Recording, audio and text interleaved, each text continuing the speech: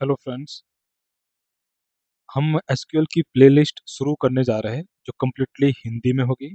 और इस प्लेलिस्ट के अंदर हम बिगिनर बेसिक लेवल से एसक्यूएल्स की प्रोग्रामिंग शुरू करेंगे और इसको एडवांस लेवल तक जाते रहेंगे। ओके, तो सबसे पहले आपको क्या करना है, आपको अपने सिस्टम के अंदर दो टूल इंस्टॉल कर देना है। एक है एसक्यूएल सर्वर और एक आपको इंस्टॉल करना है Microsoft SQL server management studio which is called MSSM। Okay, तो आपको दो सॉफ्टवेयर टूल इंस्टॉल कर देने हैं। और अगर आपको उन दोनों को इंस्टॉल करने में कोई प्रॉब्लम आती है तो आप कमेंट करके बता सकते हैं। So once you install both tools on your system, तो आपको क्या करना है कि आपको एसक्यूएल सर्वर आपको कनेक्ट करना है। तो आपको कनेक्ट पर जैसे आप क्लिक करोगे, लेट मी कैंसिल इट, आप कनेक्ट पर क्लिक क्लिक करोगे। ओके, तो इट विल आस्क आपने जो भी एसक्यूएल सर्वर इंस्टॉल किया है, आपका जो नेम होगा वो आपको इधर मिल जाएगा। अगर यहाँ पर ब्लैंक अगर आपको मिलता है, अगर सर्वर का नेम फाउंड नहीं हो रहा है, तो आप एक काम करो, ब्राउज पर क्लिक करोगे, फिर डेटाबेस इंजन पर क्लिक करना, फिर आपको अपने डेटाबेस सर्वर का नाम मिल जाएगा। Okay, then click on okay, then click on connect.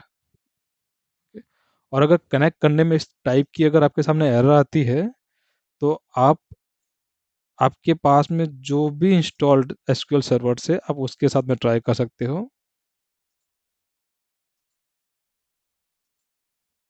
Late me check. Okay,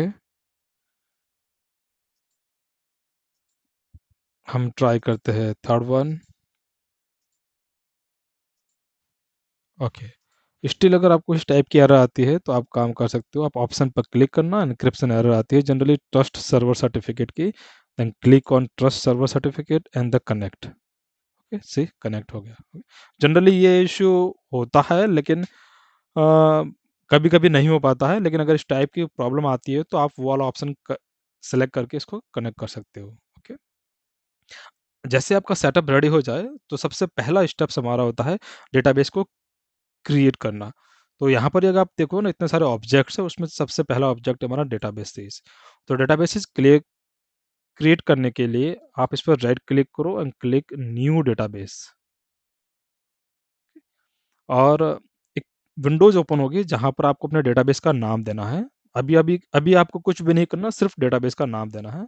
तो लेट सपोज मैं डेटाबेस बनाता हूँ, एम्प्लॉय करके डेटाबेस बनाता हूँ, एम्प्लॉय DB। ओके, ये डेटाबेस की फाइल्स होती है, लॉजिकल फाइल्स, एम्प्लॉय DB, और एक लॉग फाइल्स होती है। तो ये बाय डिफॉल्ट सेटअप होता है जिसकी साइज होती है और पाथ होता है। Okay, then click on okay button. जैसे हम ओके बटन पर क्लिक करोगे तो लेफ्ट हैंड साइड पैनल के अंदर आपको अपना डेटाबेस का नाम दिख जाएगा, एम्प्लॉय DB।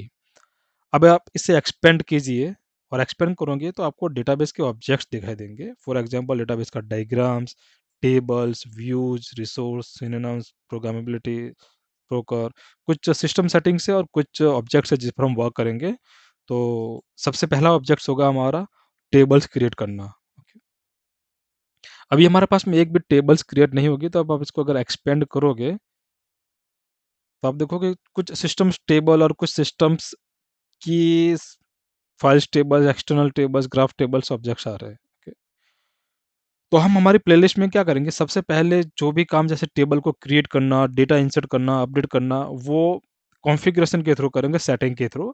देन हम मूव करेंगे क्वेरीज के थ्रू, क्योंकि जनरली रिक्वायरमेंट पड़ती है ना, कि आपको फास्ट रिक्वायरमेंट है टेबल क्रिएट करना, कुछ नॉर्मल सेटिंग चेंज करना, तो आप यहाँ से भी कर सकते हो, और आप क्वेरी से भी कर सकते हैं। हम सब कुछ देखेंगे वन बाय वन।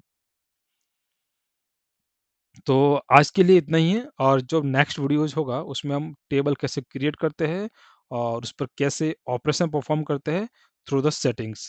तो बने रहिए हमारे साथ। Thank you for watching.